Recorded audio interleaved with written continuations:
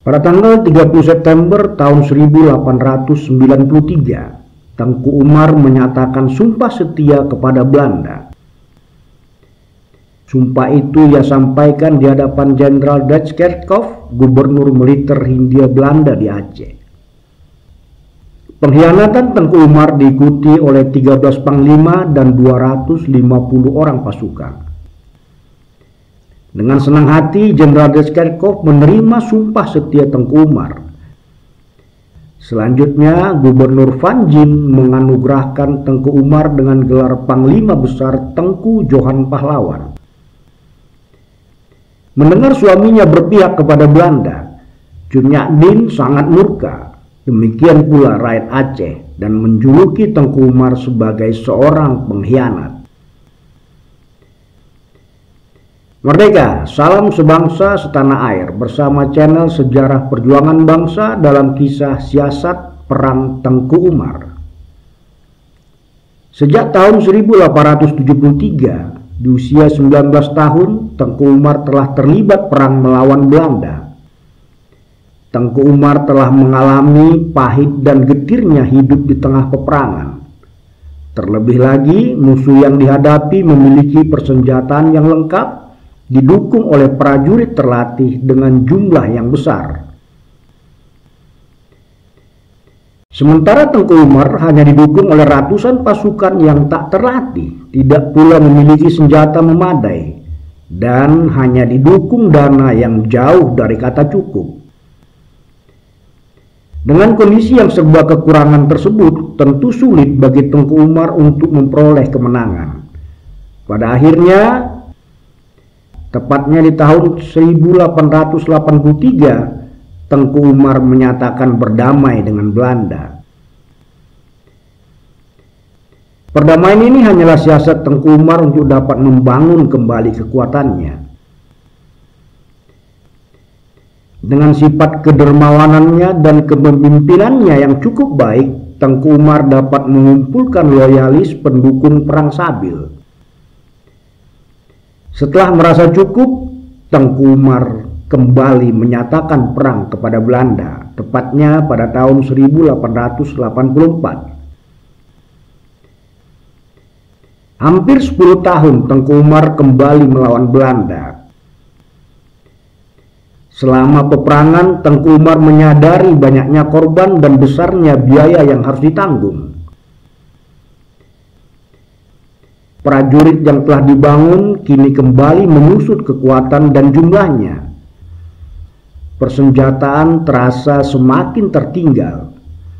Akhirnya Tengku Umar memutuskan untuk menggunakan siasat tipu muslihat atau taktik dua rupa. Berpura-pura menyerah kepada musuh. Taktik ini pernah diterapkan oleh Tengku Umar saat penyerangan kapal Nikero dan kapal Hawk Kenton. Menurut Tengku Umar, tidak mungkin dapat memenangkan peperangan dengan melakukan perang frontal. Untuk menghancurkan Belanda harus dilakukan pembusukan dari dalam.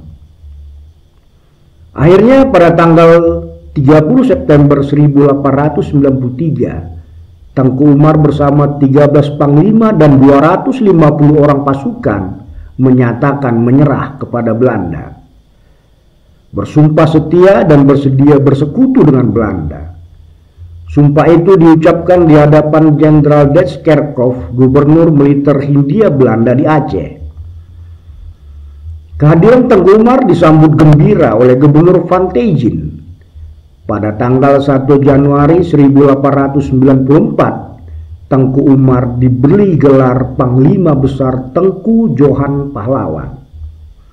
Tengku Umar juga diizinkan membentuk legiun pasukan sendiri dengan 250 orang tentara. Dilengkapi persenjataan 380 senapan kokam modern, 800 senapan jenis lama, 250.000 butir peluru, 500 kg mesiu dan 120.000 sumbu mesiu, serta 5 ton timah untuk persediaan mesiu. Tidak hanya itu, Belanda juga memperbaiki rumah Tengku Umar di Lempisang agar layak menjadi tempat tinggal seorang panglima besar. Pembolotan dan pengkhianatan Tengku Umar dan pasukannya yang memihak kepada Belanda membuat gempar dan memicu kemarahan rakyat Aceh dan menyebutnya sebagai seorang pengkhianat. Istrinya Cut Nyadin murka, menganggap Umar mengorbankan rakyat Aceh untuk mendapatkan jabatan, kekuasaan, dan kemewahan bagi dirinya sendiri. Petinggi militer Aceh merasa bangga dengan prestasi Tengku Umar yang mampu meredam perlawanan rakyat Aceh. Sesungguhnya Tengku Umar tidak memerangi rakyat Aceh, namun Tengku Umar hanya membujuk sebagian ulu balang dan ulama yang paling terkemuka agar berpura-pura setia kepada Belanda. Setelah tujuannya tercapai, pada tanggal 30 Maret 1896, Tengku Umar membawa pasukan dan persenjataan yang telah diberikan Belanda kembali memimpin perang Aceh, dibantu oleh istrinya Cut Nyadin dan Panglima Panglaut dan para ulu balang untuk memerangi Belanda. Demikian kisah perjuangan Tengku Umar dalam memimpin perlawanan rakyat Aceh dalam memerangi penjajah Belanda. Tengku Umar tidak pernah mengkhianati perjuangan, tetapi ia hanya melakukan siasat untuk dapat meruntuhkan kekuatan Belanda dari dalam. Karena perang frontal hanya akan membuat pengorbanan yang lebih besar bagi rakyat Aceh. Terima kasih. Tuliskan saran dan masukan Anda pada kolom komentar dan mohon maaf bila ada data dan informasi yang kurang tepat. Tak lupa kami harapkan subscribe dari sahabat sebangsa dan setanah air.